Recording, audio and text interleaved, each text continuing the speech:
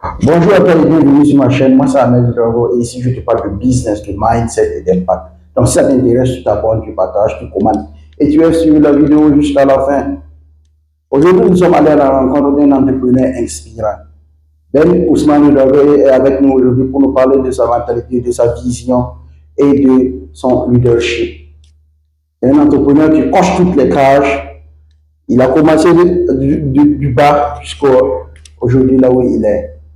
Ça sera une interview vraiment inspirante, donc je te conseille de rester sur la vidéo. Bonjour. Bonjour, Ahmed. Comment tu vas? Ça va bien, vous? Ok. Est-ce que tu peux te présenter pour ceux qui ne te connaissent pas? Alors, merci beaucoup. Moi, je suis Ben Ousmane Wilraogo. Je suis entrepreneur et également quelqu'un qui est passionné de tout ce qui est comme business et apporteur d'affaires, CGP les DRS. Okay. Merci pour l'opportunité que tu nous offres sur ta plateforme afin qu'on puisse partager nos expériences et quand même notre petite histoire. Il n'y a pas de souci, c'est un tout l'honneur de partager. Il faut rappeler que vraiment, j'apprécie son humilité. Parce que dès que je l'ai contacté, il n'a même pas hésité. Il a dit, OK, on le fait. Et de ça, je pense qu'il comprend la logique. Il sait là où on part. On pense que ça sera quelque chose de grand. Ben Ousmane, il faut nous parler de ton parcours. Quelle est ta rencontre avec l'entrepreneuriat? Comment tu as commencé parce qu'on a vu une photo sur Facebook là où tu as collé deux séquences, là où tu étais un peu jeune, et bien là, on voit que tu viens de très loin. Raconte-nous comment ça se passe aujourd'hui pour qu'on soit ici dans un bureau climatisé, splendide. L'entrepreneuriat pour toi, c'était un choix ou bien c'était une obligation? C'est entreprendre pour mourir ou bien tu avais plusieurs choix de faire autre chose? Parle-nous de ton parcours. Merci Ahmed. Désolé. Mon parcours, si je vais parler de mon parcours, je ne dirais pas que ça serait trop long, mais ce que je ferai l'effort de pouvoir quand même vous expliquer un peu comment les choses se passent. Mais moi, je résume tout cela autour de la passion et surtout de l'inconfort dans lequel je vivais. Vous voyez, la plus grande motivation, c'est l'inconfort. Je ne sais pas si tu me comprends. Si là où tu es, si ce n'est pas inconfortable ou que tout, presque la plupart des choses que tu auras besoin te manquent, c'est la seule chose qui peut te pousser vraiment à aller au bout. Pour la petite histoire, vous savez, moi, je suis depuis mon bas âge, moi je vends, et je ne cherche pas à être vraiment dépendant de quelqu'un, même mes parents le savent. À chaque fois que je trouve l'opportunité de pouvoir prendre quelque chose, vendre et trouver des bénéfices, je le fais au lieu d'aller demander. Lors de mon cursus scolaire, c'est pareil, même étant au poste primaire, et les jours où c'est les jours du marché dans mon village, moi, après mon retour à l'école de 12h, entre 12h et 14h, j'ai pas aidé des gens à vendre pour repartir à l'école et revenir 17h, aider, vendre pour trouver quelque chose afin d'assurer ma semaine. Parce que chez nous, c'est 5 jours, chaque marché.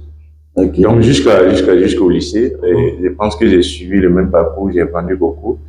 J'ai vendu des plats plastiques que j'ai aidé les patrons à vendre. J'ai vendu du piment, j'ai vendu de la friperie, j'ai aidé mon patron à vendre des friperies et plusieurs autres choses. En fait, tout ce que moi je trouve que c'est une opportunité, là où je peux trouver quelque chose, moi je le fais.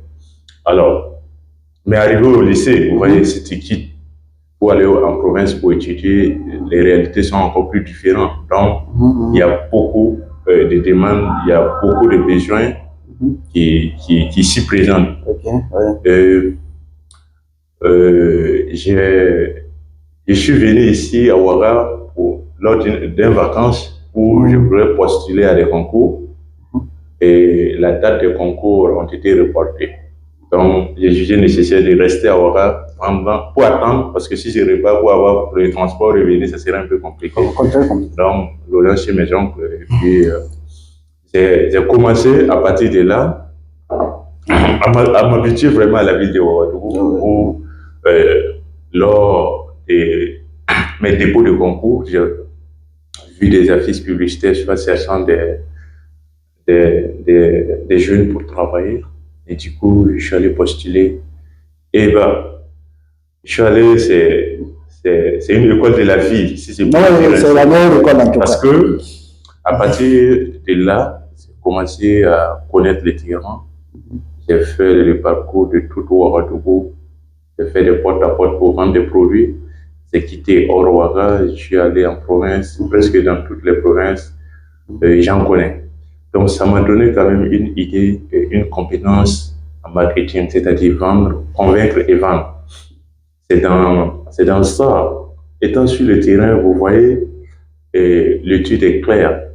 Beaucoup de gens souffrent de certaines maladies souvent qui viennent de ce que nous on consomme. Ah oui, oui. Oui. Et du coup, moi, étant quelqu'un qui aime innover, qui aime apporter quand même un plus, j'ai pensé, qu'est-ce que je peux apporter, qu'est-ce que je peux changer. Donc, voilà. C'est dans ça, l'idée m'est venue vraiment de créer une entreprise, Faso Sumbala. Ça m'est venu comme ça. Hein. Ah bon? Voilà. Je voulais en venir, mais on va pas aller, on va revenir sur ça après. Ok, ça marche. Mais tout ça, c'est en quelle année quand je vois l'école? Tu es à Ouaga ici en quelle année? C'était en 2000 combien? En 2016, 2017. En 2017. Ah ouais, 2017. Que tu rentres à Ouaga. Donc ça fait un truc de 8 ans. Ouais. Et en 8 ans, tu as pu réaliser tout ça? Bon, c'est ce que vous voyez. Mais le parcours qui a été fait, oui, c'est tellement dur et long. Moi, je peux le dire, parce que chez nous, on dit que celui qui est pourchassé par les sacs, sa manière de courir est différente que celui qui est pourchassé par un lion. Donc, du coup, vous ne pouvez pas aller au même rythme. C'est pas possible. Voilà. Parce que toi, pour toi, c'est comme si tu n'avais plus le choix. C'était comme que le domaine de développer, c'est entreprendre ou mourir. Toi, tu n'avais plus le choix. Oui, moi, entreprendre n'était plus une option, mais une obligation, en fait. C'était pas une option. Donc, c'est battre pour pouvoir se relever. C'était pas une option, en fait. Si c'était une option, vraiment, je n'allais pas être là où je suis. Parce que, arrivé à un temps, si j'ai trouvé quelqu'un qui pouvait me donner 2000 ou 3000 par jour, je vous assure, je n'allais pas. Tu l'as lancé dans ça? Et non, non, non. Ah bon? Mais aujourd'hui, tu ne regrettes pas le choix. C'est ça. Une chose a une histoire. Chaque chose a un sacrifice, a un prix à payer. Je pense que j'ai payé un peu les prix et on continue de payer. Continuer, parce que l'objectif n'est pas encore atteint. Non. Il y a des chiffres à atteindre, il y a des buts à atteindre. On n'a même pas encore arrivé à 5% de nos tu vois, c'est ça, c'est ça. C'est pour ça que j'aime la mentalité des entrepreneurs. Malgré tout ce qu'il a, il dit qu'il n'a même pas atteint 5% de ce qu'il veut réaliser. Et c'est ça un entrepreneur, c'est pas celui qui se repose. Par exemple, il y a d'autres personnes qui étaient à ta place, on regarde le lieu privatisé, on est à R+2, tout est équipé. Il a dit que bon, ouais, je réussis, moi. Mais quand tu goûtes, c'est comme si tu n'avais rien fait. Non, non, non, non. C'est ça, j'apprécie vraiment. Maintenant, on va tomber sur Faso Sumbala. Comme tu l'as dit dans le parcours, l'idée est venue comme ça. Mais pourquoi Faso Sumbala? Pourquoi? Parce que quand tu vois l'étude d'épices, c'est plus pour les femmes, les filles qui font ça aujourd'hui. Mais comment toi tu as eu l'idée de créer ça? Faso Sumbala. Vous voyez, l'idée, elle est économique et sociale, hein, si je peux le dire ainsi. Parce que moi, je suis du genre de personne qui aime plus apporter un changement. Vous voyez, je viens d'une localité où, en dehors des saisons pluvieuses, il n'y a pas une activité pour la plupart des femmes que je connaisse, mes mamans. L'initiative, déjà, c'était d'abord de valoriser les savoir-faire et de donner quand même une opportunité à ce qu'ils puissent transformer leurs compétences en argent. Et la seconde chose, c'est de me créer des revenus et encore apporter quand même une innovation dans ce domaine-là. Parce que le Sumbala, c'est une épice qui regorge plusieurs nutriments et très essentiels pour la vie de l'homme. Et vous voyez, aujourd'hui, la plupart des maladies est due à ce que l'on consomme. Parce que moi, j'ai fait le terrain. Et peut-être on a essayé d'échanger avec plusieurs personnes allant dans le cadre de la santé. Mais le constat est clair, hein, beaucoup de gens souffrent notamment des problèmes sexuels, des problèmes de tension et de diabète. Et la plupart, c'est ce que l'on consomme. Moi, ma philosophie, c'était d'apporter une épice à la fois qui assaisonne les sauces, mais qui contribue vraiment à maintenir notre santé. Voilà comment l'idée est venue. Donc l'idée, elle est sanitaire pour pouvoir apporter quelque chose dans le domaine nutritionnel, et également apporter un plus au niveau social pour permettre à ces femmes-là de pouvoir avoir des sources de revenus. Et comme vous l'avez dit, bon, c'est quelque chose qui est jugé comme pour les femmes, mais je vous assure, si tu n'as pas vraiment la détermination, c'est un domaine dans lequel si tes garçons te lancent, tu vas les jeter rapidement. Évidemment. Mais façon Soumbala, c'est quand tu assembles le Soumbala, tu mets dans des packaging, tu vends, ou bien tu fais comme tu as un champ, tu cultives ça, ou bien ça comment? Non, le Soumbala provient du néré. Le néré est récolté. On paye les graines du néré, on les transforme. Quand j'ai commencé, au fait, j'ai réuni des femmes que j'ai commencé. J'ai mis une petite unité de transformation, regroupant quelques femmes qui connaissent déjà les faire. Et on produisait, et moi, je vendais. Je produisais à Boboroki, dans une localité située au nord de Nouna, à 45 km environ de Nouna, à la Kouchi, et on vendait. Moi, je vends ici. Voilà. Vous voyez, chaque chose a un impact. La crise a impacté ces secteurs sur notre activité et qui a contribué jusqu'à ce qu'on a délocalisé. Vous voyez, un entrepreneur qui commence, si tu délocalises ton site, c'est pour dire que bon, beaucoup de choses seront arrêtées. Il y a beaucoup de choses. Il y a des prix qui vont changer. Ouais. Donc, voilà, en fait, c'est des impacts qui ont causé après. Sinon, c'est comme ça fonctionne. Et moi, quand j'ai commencé, je ne sais pas si je vais très vite, j'ai déjà mûri l'idée très bien.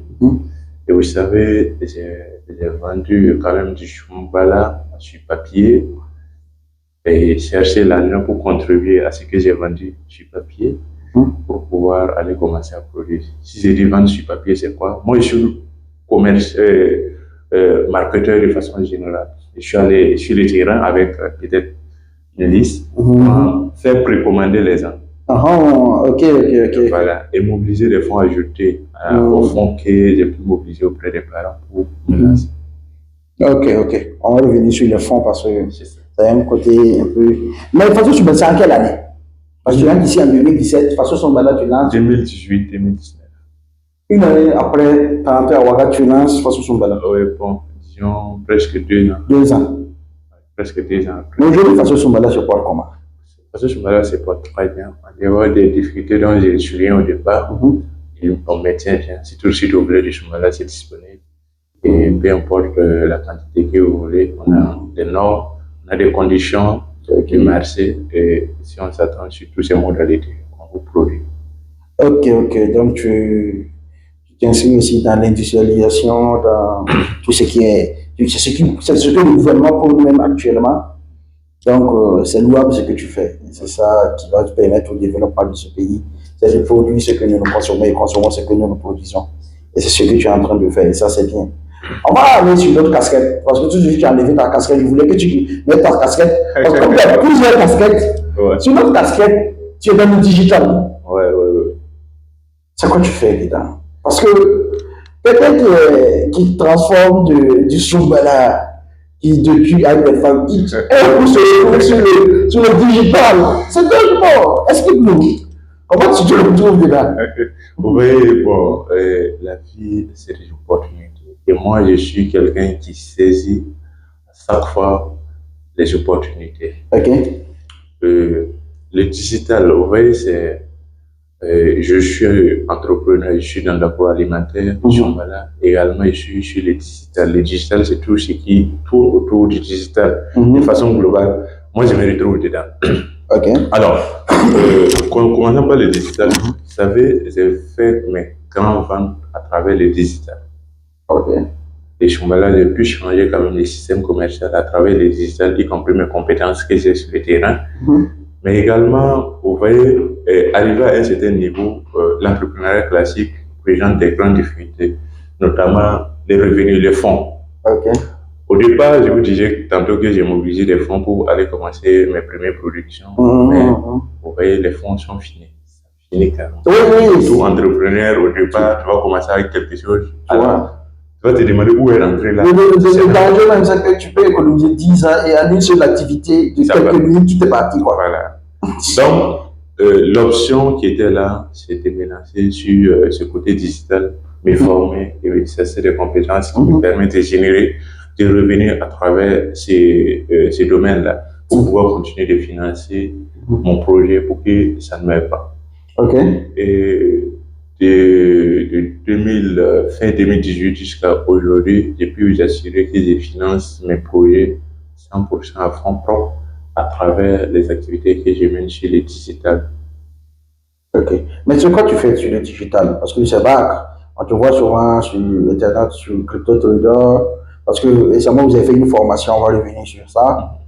Et tu fais quoi? Parce que le digital, il y a beaucoup. Il y a Facebook, il y a le marketing, il y a le trading, il y a les crypto-monnaies. C'est quoi tu fais? Oui, moi je suis plus sur option crypto blockchain. Et après ça, je suis dans le trading, ça comprend, je forme, je partage mes expériences dans ce domaine. Vous savez, c'est un domaine, si tu n'as pas de compétences, c'est très risqué. Et que si ta formation n'est pas arrivée, malheureusement, tu vas toujours mordre la queue.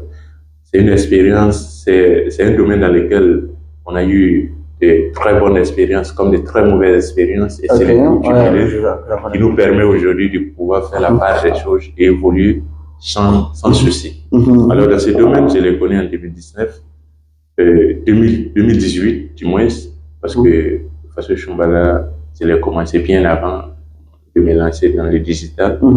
Et quand je l'ai connu, vous savez, je me suis lancé, me formé, fait des recherches, plusieurs expériences, bon comme mauvais, et on finit toujours par avoir si on persévère dans ces domaines.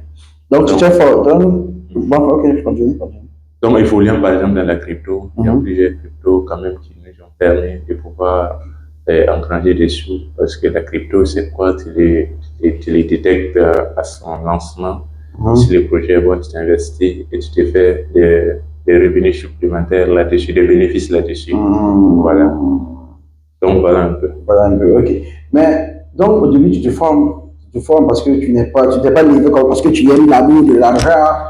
Tu te formes en crypto. Oui. Mais au Burkina, ici, tu as dû voyager pour te former.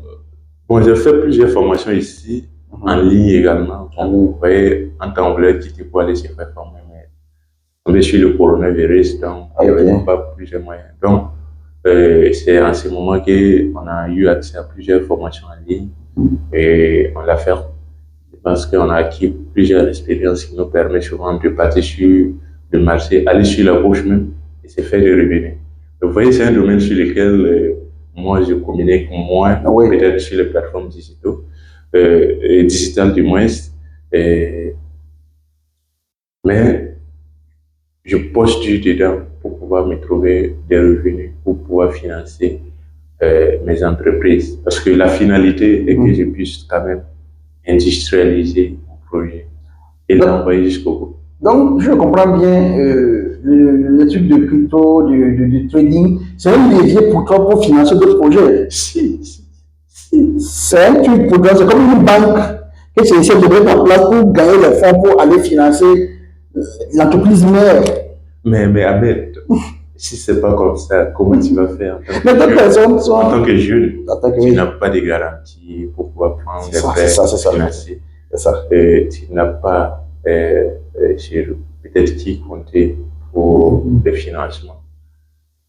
Mais tu ne vas pas croiser les doigts pour s'asseoir. Je suis pas du genre, c'est comme je vous l'ai dit au début, je ne suis pas du genre à trop dépendre des gens. Okay. Donc, du coup, là où je trouve une alternative quelconque, moi je me lance, je mets toute mon chéri afin de pouvoir trouver le meilleur. Ok. Mais parce qu'il y a d'autres personnes qui font de la crypto, leur domaine, quand ils gagnent, ils bouffent, quand ils gagnent, ils bouffent. C'est comme un travail pour eux. Mais toi, quand on t'écoute, c'est un levier. C'est un levier, c'est ça. C'est quelque chose que tu veux atteindre. Si tu atteins par exemple des objectifs dans la crypto, tu vas arrêter ou tu continues? Non, arrêter. La crypto, c'est quoi? C'est de l'argent. C'est de l'argent. Si on parle de crypto-monnaie, bon, c'est comme de l'argent que tu as. Si tu as de l'argent, tu dois investir. Parce que moi, j'ai cette volonté de pouvoir créer d'emplois, être celui qui contribue bien sûr au développement de son pays, être celui qui donne de l'emploi à ses jeunes frères et également qui valorise les produits locaux de son terroir pour encore apporter un plus. Donc, je suis de ces gens, même si j'engrange des milliards de dollars dans ces domaines-là, ça ne va pas peut-être m'empêcher, ça ne va pas m'empêcher bien sûr de pouvoir investir dans des projets tangibles, comme le cas de mon projet. Parce que Sombala, je tiens à cœur vraiment. Mais est-ce qu'aujourd'hui, la crypto, pour un jeune qui veut se lancer dans l'entrepreneuriat, tu vas lui conseiller la crypto pour le début? Est-ce qu'on gagne réellement de l'argent? Parce que souvent on dit que 80% des traders ne gagnent pas de l'argent dessus. Est-ce qu'aujourd'hui, toi, tu peux nous confirmer devant cette caméra que la crypto aujourd'hui, c'est un levier, c'est qu'on peut gagner beaucoup d'argent dedans? Vous savez, si moi je dis la crypto, c'est un levier sur lequel tout le monde peut aller chercher l'argent, aller investir dans ces projets, c'est un gros mensonge que je fais et c'est une blague en fait. Moi, je laisse chacun de partir de façon volontaire avec toute la passion qui l'anime à travers ces domaines. Moi, je suis dans ces domaines. C'est une passion et c'est une volonté également de pouvoir. Et je pars tout en connaissant les risques et périls dans ces domaines. Donc, du coup, je pars comme de façon volontaire et à partir de ça, si je perds de l'argent, je sais pourquoi j'ai perdu. Si je gagne, je sais pourquoi j'ai gagné. Par contre, si je dis à Ahmed, viens, les jours que tu perdras un centime, tu vas voir directement comme un mauvais conseiller. Voilà, je ne suis pas conseiller financier et non plus je ne suis pas peut-être quelqu'un qui juste invite les gens à un domaine précis. Mais si tu trouves nécessaire, tu peux aller faire tes propres recherches, te faire former et te lancer parce que ce n'est pas un domaine dans lequel tu vas partir sans choix aussi. Il faut le minimum pour non seulement te former et investir. Ok, on aurait bien compris. Il faut te former pour investir.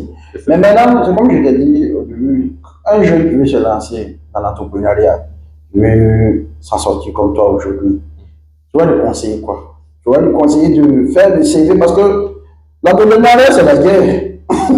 L'entrepreneuriat, on est en train de discuter, quand tu écoutes, c'est facile. C'est comme si tu te lèves, tu as la détermination. Maintenant, il y a d'autres, tu te lèves, tu es déterminé, mais tu n'y vas pas. Est-ce qu'un jeune aujourd'hui, tu vas lui conseiller de chercher le travail et après, quand il sera un peu stable financièrement, il va te lancer, ou bien tu dois lui conseiller de se lancer directement dans l'entrepreneuriat, tout en cherchant ce qui est dedans? Vous voyez, c'est comme conseiller de quelqu'un de partir à l'école où il n'est pas parti. Parce que l'entrepreneuriat, c'est une école. En ce sens que si tu rentres, tu vas rencontrer des réalités et les réalités seront en fonction de ta personnalité. Ok. Les opportunités qui sont dedans. Par exemple, à l'école, si tu pars, tu n'apprends pas tes leçons, tu ne peux pas trouver de bonnes notes. Vrai ou faux? Oui, c'est ça. Par contre, celui qui apprend très bien va apprendre. Parce qu'arrivé à un certain niveau, vous allez rencontrer des difficultés qui nécessitent vraiment une motivation profonde.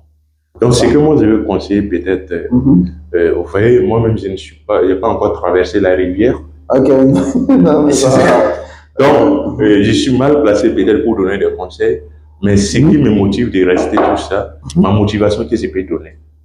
Motivation. Que la personne qui va se lancer garde toujours, trouve toujours une passion. C'est ça, c'est ça. Et écrit son pourquoi. Parce que le jour, parce que tout ça va finir, que tu as l'argent, que tu as peut-être des gens qui t'aident, des gens qui te motivent, tout ça, ça va finir un jour. Ce qui va rester avec toi, c'est ton pourquoi. Pourquoi j'ai commencé? J'ai l'habitude de poster sur mes statuts Facebook ou WhatsApp. Et si tu veux abandonner, le jour que tu veux abandonner, il faut te rappeler de ce qui t'a poussé à commencer. Du pourquoi. Du pourquoi. Pourquoi. En fait, c'est le pourquoi seulement qui va rester avec toi. Et c'est ce pourquoi, si c'est solide, cela va t'amener à pouvoir surmonter toutes les difficultés est encore revenu fort. Sinon, quelqu'un qui te dit que vraiment les domaines c'est facile, tu vois, mon frère, aller chercher un emploi, aller chercher des concours 10 fois, 20 fois pour l'avoir, c'est encore plus facile que de faire l'entrepreneuriat. Et ça, la plupart des jeunes qui entreprennent actuellement, si tu les dis, ils vont te le confirmer, ils vont te le dire. Ouais. Pour la petite histoire, moi j'ai un ami au quartier qui dit, lui c'est un vitrier, il fait les vitres, la nuit vitre. Il me dit que non, que lui, quand il commençait, il y a un oncle qui était dans une mine. Il avait dit que de venir, on va lui faire les papiers. Il était bien posé, il était à sa retraite. On voulait l'aider à avoir un travail dans la mine. Lui, il refusait. Lui, il disait que non. Mais aujourd'hui, si on vient lui proposer des cadres, ça lui va aller. Quand il va aller, que c'est pas de l'argent même, que c'est le stress là même. Le stress. Toujours, parce que les gens te regardent. Par exemple, les gens regardent, ah, lui, on apprend ta chute. C'est ça le problème dans l'entrepreneuriat, c'est que tu souvent les gens, c'est ça aussi. Parce que les gens se disent que quoi, les gens te regardent. Et tu vas pas, c'est pour ça qu'en Europe, les gens se suicident. Quand ils font faillite, la plupart des gens se suicident. Parce que tu vas pas le descendre dans ton niveau, partir sur des petits trucs. C'est ça le vrai problème. Oui, mais à ce niveau, vous voyez que la plupart des enfants ont erreur. C'est ce qui pousse plus les personnes à vivre une vie qu'ils n'ont pas encore arrivé au fait. Vous voyez, parce que dans l'entrepreneuriat, il y a une réalité aussi. Par exemple, quelqu'un qui commence tout de suite, Dieu merci, peut-être il a pu obtenir des prêts pour commencer. Et vous savez, si quelqu'un prend du prêt, immédiatement, il croit qu'il est riche. C'est ça. Tu viens de lancer, vraiment, tu n'as pas encore consolidé tes marchés, ta production, tu ne maîtrises pas tout. Tu as déjà l'argent dans ton fonds de roulement. Tu veux peut-être t'offrir un bureau comme le mien, équipé, climatisé, afin qu'on t'appelle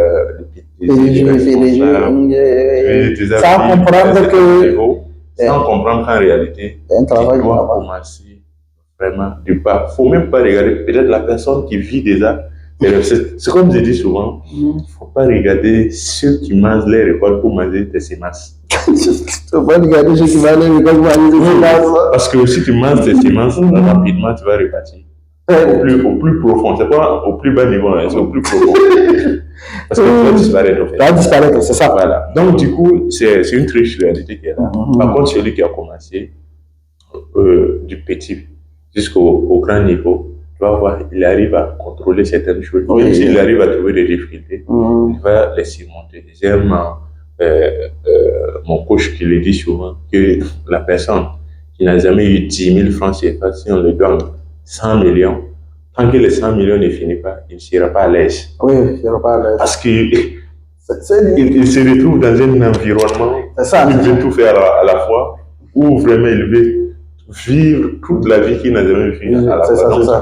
C'est l'important aussi du développement personnel souvent. Et la lecture des livres. Quand les gens voient les entrepreneurs qui lisent des livres, ils pensent que non, c'est pour avoir cette stabilité mentale là même d'abord. Il faut être carré dans la tête, pour ne pas que les petits. C'est ça, pour faire des peu de mon truc. Ok. J'ai au moins trois ou quatre. Il y en a plein, hein? Il y en a plein. Je suis ici. Les nouveaux managers en 1 minute. Oui. Si vous voyez quelqu'un, mais désolé, c'est sale, hein? Si vous voyez quelqu'un qui a des documents, si c'est sale comme ça, c'est qu'il lit. C'est ça. Tu vois? Il y a l'homme le plus. Tu vois, de Babylone. Là, de la guerre des Sud. Tu vois? Vous voyez, parce que dans le business, tout ça se passe. Tout ça se passe, c'est ce que les gens ne comprennent pas. Donc, si tu lis, en fait, c'est juste pour paraphraser ce que tu disais. Ok. Il n'y a pas de souci. Mais maintenant, aujourd'hui, tu as parlé de tes difficultés avant. Aujourd'hui, quelles sont tes difficultés aujourd'hui à ton niveau? Parce qu'on n'a plus les mêmes difficultés qu'avant.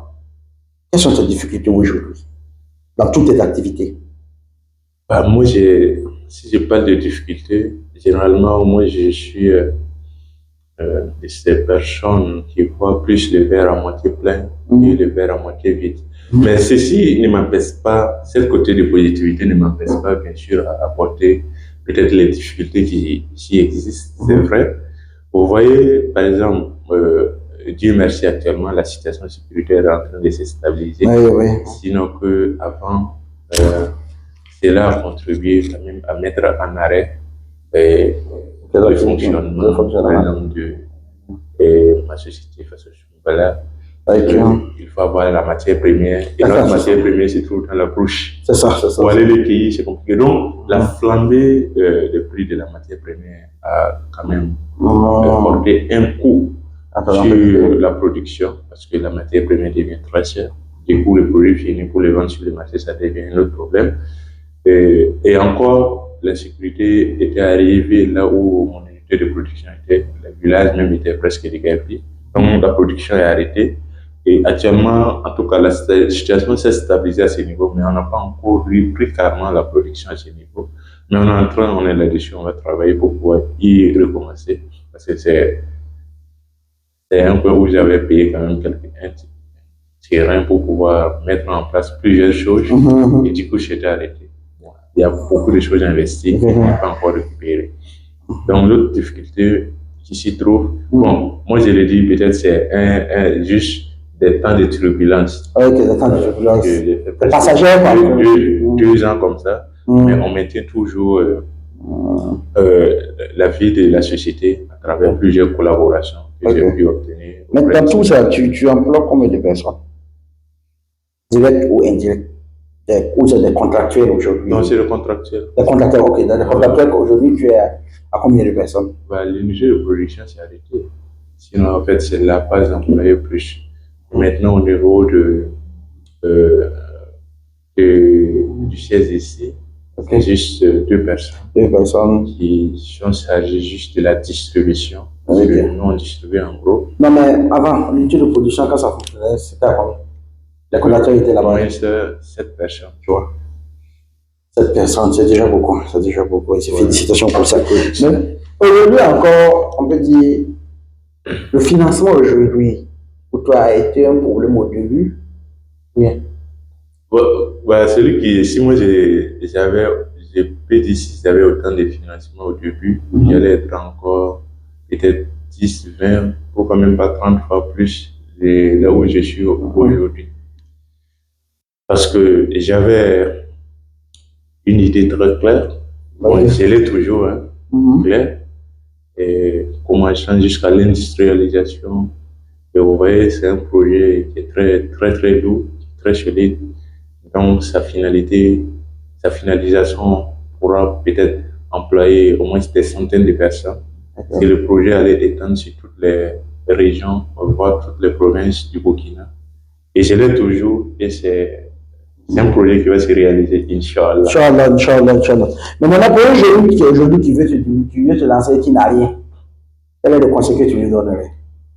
Non, tout le monde a quelque chose. Personne n'a, il n'y a pas quelqu'un qui n'a rien. Rien, c'est que, bon, non, il n'y en a pas. Pourquoi? Moi, je l'ai dit en ce sens que chacun est conscient et quand même, il a quelque chose qu'il peut proposer. Quelque chose qu'il peut se proposer, quoi. Les riens, peut-être, ce que tu dois avoir seulement n'est pas l'argent. Mais, en fait, l'intelligence, si on dit, par exemple, quelqu'un commence de 0 à 0, est-ce que tu es vraiment d'accord que c'est vraiment 0? Non. Pas 0. On parle avec quelque chose. Peut-être 0 sur le plan financier. Mais la vie, c'est des affaires. Quelle est ta capacité de pouvoir réfléchir, proposer un service à quelqu'un qui peut te générer de l'argent avec la bouche?